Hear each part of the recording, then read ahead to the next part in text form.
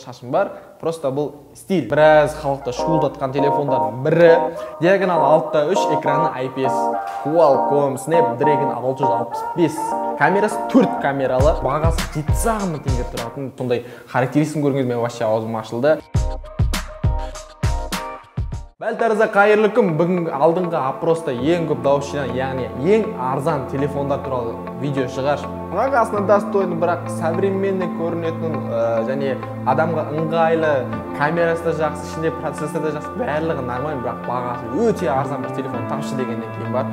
Мен арлап жүріп сөздер болса, екі телефон ұсынайын деп тұрмын, бастапқыда әрине. Сол екі телефон біреуі бағасы 70 мың теңге тұратын Xiaomi Redmi Note 8T деп аталатын телефон сіздерге ұсынайын деп тұрмын.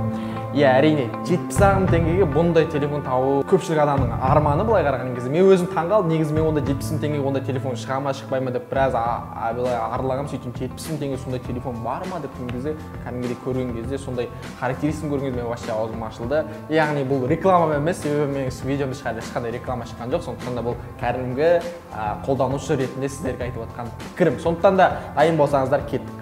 Достар, айтпақшы, біздің өзіміздің бір дәстүріміз бар ғой. Видеоны ары қарай жалғастырмас болсын, лайк басып кетсеңіз, себебі лайк не береді? Бізге видеомыз ұнап жатыр, пайдалы болып жатқан жоқ, болып жатқан жоқ деген мағына білді. Сондықтан да дәл жалғастырыңыз. Айтпақшы, кепкін не шашымды алып тастағансың ба? Жоқ, шашым бар. Просто бұл стиль дегенсің ба? Өшім сондай ғой.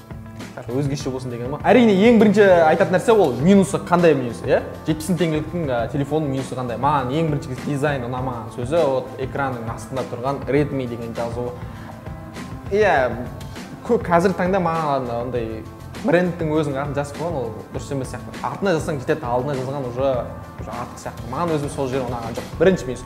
Екінші минус ол әрине соңғы 2019-ның соңғы айында шыққан, яғни 2020 деп те айта алмайсың, 2019 деп те айтамын, себебі 2019 соңғы айында шыққан, сондықтан да бұл 2020-ға примерно жақындау деп отыр, бірақ сонда да 2019-да шыққан деген аты бар, соңғы айында шыққан, сондықтан да оған да түсініспен қарау керек, себебі 70 мың теңге тұрады ағайындар. Одан кейін минусы әрине көп ойнасаң қызып кетеді, көп қолдансаң қатып қалу мүмкіншілігі бар деген сияқты сондай нешелер бар, бірақ әрине 70 мың теңгеге ол лайық деп ойлаймын.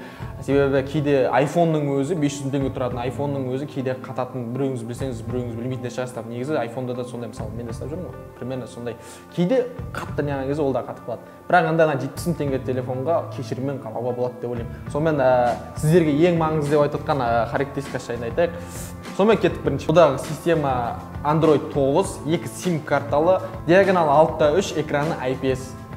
AMOLED болмаса да IPS нормально қолдануға болады. Одан кейін келесі бөлім бізде процессоры. Ең мықты, ең маңызды нәрселердің бірі, себебі ойынның көтермеуі, программаның көтермеуі, жалпы телефонның тесте істемеуі, осыған байланысты. Процессор бұның 8 ядролы Qualcomm Snapdragon 665, азуы 3 ГБ, памяті 32 ГБ. Осындай несі бар. Ал келесі, бұл әрине сіздер үшін камерасы. Әрине камерасы, енді қазір смартфондардың ең көпшілік қойылатын талап ол камерасы. Камерасы қандай бұның? Камерасы 4 камералы. Енді әрине 70 мың теңгеге мен вообще ойламаппын, себебі 500 мың теңге тұратын айфондардың өзінде 2 камера, ал мынау қалай болды деген сияқты ойда менде. Сол 4 камера бұл да. 4 камералы, сол ең үлкен сол 48 мегапиксель, одан 8 мегапиксель, одан 2 мегапиксельден. Ал фронтал камерасы 13 мегапиксель, бірақ айта кетейік, достар, мегапиксель қанша көп болған сайын ол видеоны немесе суретті жақсы сурет деген әңгіме емес.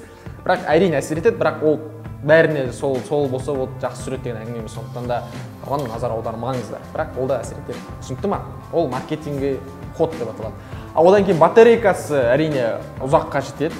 Азанда зарядтап алсаңыздар, бір күнге кешке дейін жетеді. Былай қарағанда 4000 мАч сағат батарейкасы. Былай қарағанда шыдайды. Азаннан кешке дейін телефонды қолданғанға, ойнап жүргенге, анау деген. Былай қарағанда шыдайды деген сияқты. Енді бастайын ойнасаңыз шыдамай қалуы мүмкін. Мінекей бізде осындай телефон, одан кейін келесі телефонымыз, мінекей осындай телефон 70 мың теңгеге мен айтар едім. Телефондардың, смартфондардың арасында ең лайық смартфон, даже бұны 100 мың теңгеге дейінгі телефондардың арасында ең лайығы деп атар едім, себебі беріп жатқан характеристикасы. Мен өзім таңғалып отырмын, Xiaomi қалай бұлай арзан телефон шығарып, ненің арқасында арзан шығарып жатыр деген сияқты. Мен 70 мың теңге бұндай характеристикалы телефон шығарып, енді кәдімгідей алдыға жылжу деп атайтын. Келесі телефон бізде Mi 9T деп аталады. Бұл телефон кезінде ең бірінші шыққан кез біраз халықты шуылдатқан телефондардың бірі. Себебі сол кезде шыққан кездегі обзорларды тыңдасаңыздар да болады, жалпы халықтардың отзывын тыңдасаңыздар болады. Әрине, бұл телефонның бағасын сразу айтайық, 115 000 теңге.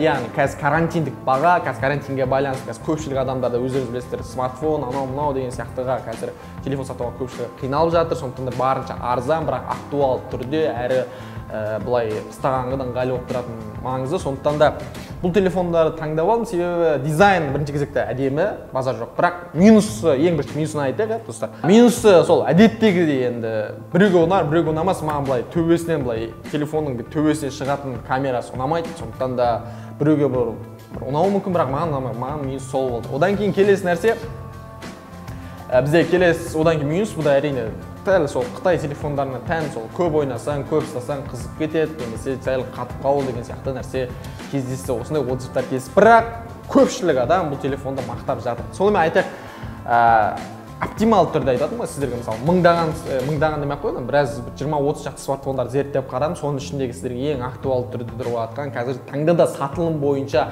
ең жоғары тұрған, көпшілік адамның мақтауына жатқан телефондар жайында айтатын сіздерге, түсінікті ма? Сонымен келесі кеттік.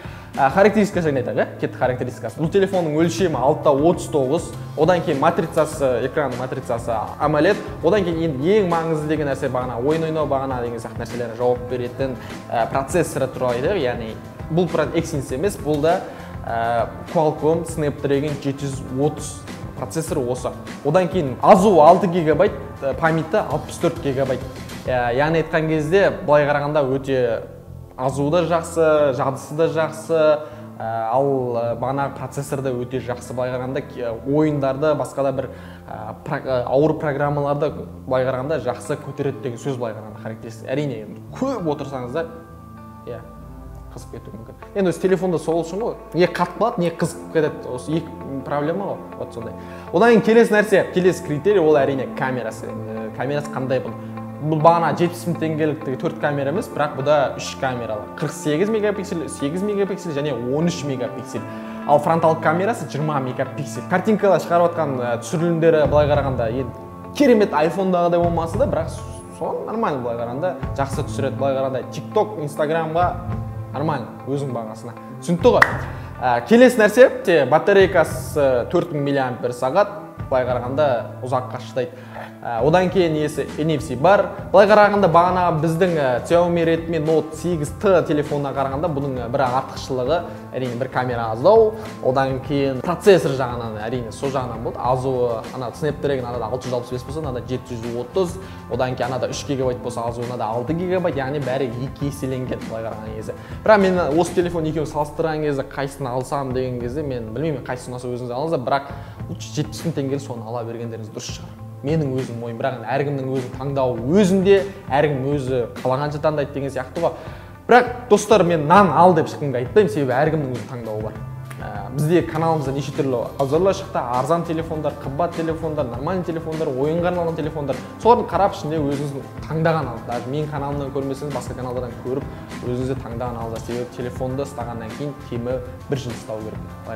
Сондықтан да саналы сатып алуларыңызға тілектеспін былай қарағанда.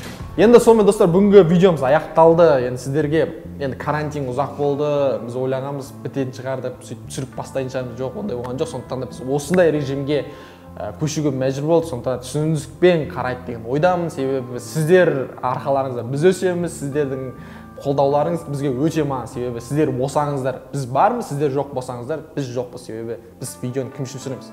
Халық үшін түсіреміз. Сондықтан да сізбен біз болып бірге сол 10 000 бізде не болыпты, былай подписчик мақсат болыпты, сол 10 000 подписчикке бірге жетсек деп. Ол үшін әрине не керек? Лайк керек сіздерден. Одан кейін комментарий жазып кетсеңіз, келесіде қандай видео шығару керек, қандай видеоны сұранысқа ие және қандай видео сіздер толғандырып жүр, қандай обзор. Соны жазып кетсеңіздер, біз сол видеоны шығаратын болсақ, көп адам көреді, и сол арқылы бірге өсеміз. Келесіде біз сол 3000 подписчикке толуына орай біз сіздер келесіде бір конкурс ұйымдастырамыз.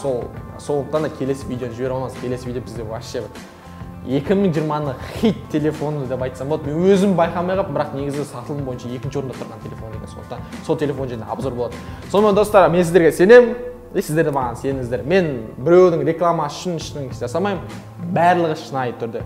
Мен отзывқа қараймын, и обзорщиктерге қараймын, и салыстырып отырып ең оптимальный вариант шығарамын. Себебі сенбесеңіздер, менің айтқан видео телефондарым және интернетке қарасаңыздар, бәрі жақсылап отыр. Түсінікті ма? Сонымен жақсы достар. Келесі кездескенше қош, сау болыңыздар. Біз біргеміз. Ауырмайық.